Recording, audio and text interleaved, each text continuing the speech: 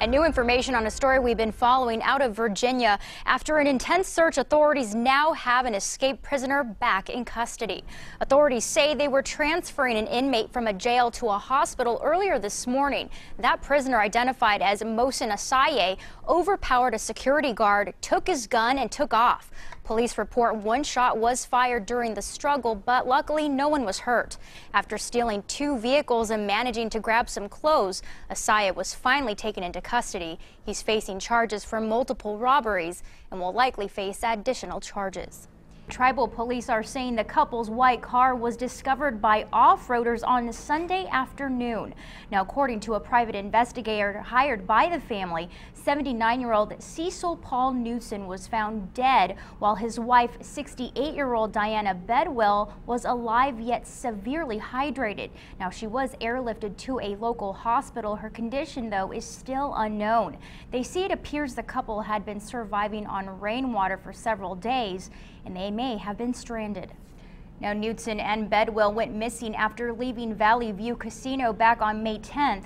The San Diego County Sheriff's Department says both had medical problems. They were planning on going to visit their son's home in Palm Springs, but they never showed up. Now, coming up new for you in the next half hour, we'll tell you what Diana Bedwell told investigators on how they ended up in Warner Springs in the first place. We're live in the newsroom. Angelique Larzarde, San Diego 6 News. Angelique, this is frightening. What happened? Yes, this is really alarming, Mark and Heather, and good morning to the both of you. An investigation is underway after Mexico officials say 2 children died and 29 became sick just over the weekend after receiving vaccines in Chiapas, which is Mexico's most southernmost state. Now, the families of the babies say they became sick within hours. The reaction started on Friday, and the babies were taken to local hospitals immediately. Now, federal and state officials are meeting with parents of the hospitalized children, promising the best medical care, and will also continue their investigation to figure out exactly just what happened. We're live in the newsroom. I'm Angelique Larzarde, San Diego 6 News. And a man is recovering in a hospital today after being shot in the Emerald Hills neighborhood area. Police say the 26-year-old victim was shot in the back as he was standing at the front door of a home.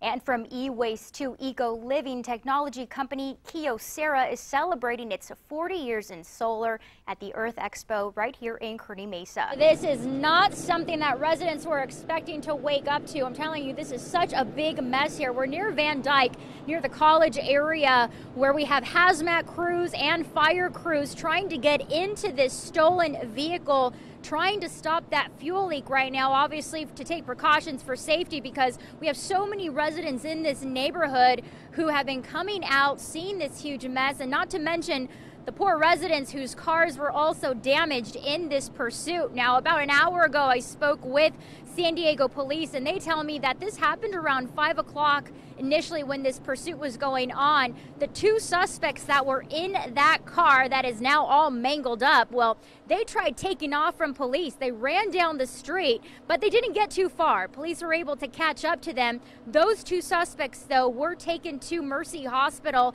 They are facing major injuries at this time, but it looks like they could be facing several charges. As of right now, though, the investigation is going to continue. Hazmat crews look like they will be out here for quite some time, continue their investigation, but also cleaning this mess up because, again, they're trying to keep this area safe. Coming up in the next half hour, we'll have more details from San Diego PD, including what those charges are that those 2 suspects will be facing. We're live in City Heights. Angelique Larzarde, San Diego 6 News. The circus is in town. We are live at the 2nd annual Travel and Adventure Show. I am getting a workout on these quads of mine because check it out, the carpet is moving. So we're here live right on the strip where all the action's going to take place. We have 2 lovely ladies making fresh flour tortillas this morning. Hola, ¿qué tal? ¿Cómo estás? Bien, bien, gracias. I know it's a beautiful day. Everybody is all energized, ready to eat, celebrate, and have some great live entertainment. What a perfect day to kick off the 42nd annual Crew Classic right here in Mission Bay in San Diego. This is incredible. Oh my goodness. I can't even describe the feeling to you guys right now. It's like a pulsating feeling, but what a thrill. Okay, ready? 1, 2, and 3. Oh my gosh!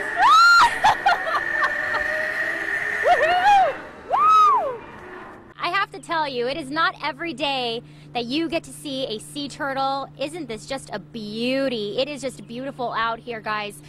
Tucked in the heart of downtown Chula Vista, you'll find Rico's Salon, where owner Snooki Rico is always hard at work. My little touch. For years, Snooki has been using that special touch with many of her customers, especially for those battling cancer, something Snooki says she knows all too well. It'll be a year in May that I had the diagnosis of breast cancer, stage 2.5, and so I had to go through the surgery, the mastectomy, and then soon right after that, intensive chemotherapy. After battling cancer for 8 grueling months, the longtime hairstylist made a promise to help others once she was cancer-free. So with the help from family and friends, she launched Loving You Through It, which provides wig trimming and chemo makeup tutorials, or what Snooki likes to call a glam day. It seems like our dignity is lost when we go through that, but yet there's a beauty that's within each person that can come out. Through her project, Snooki's been able to change many lives, including high school senior Ellen Erickson, who was diagnosed with a rare bone cancer at just 11 years old. My family shaved their head for me, everybody. My sister had hair down here, shaved the whole thing. And it just, God, I couldn't do anything without them.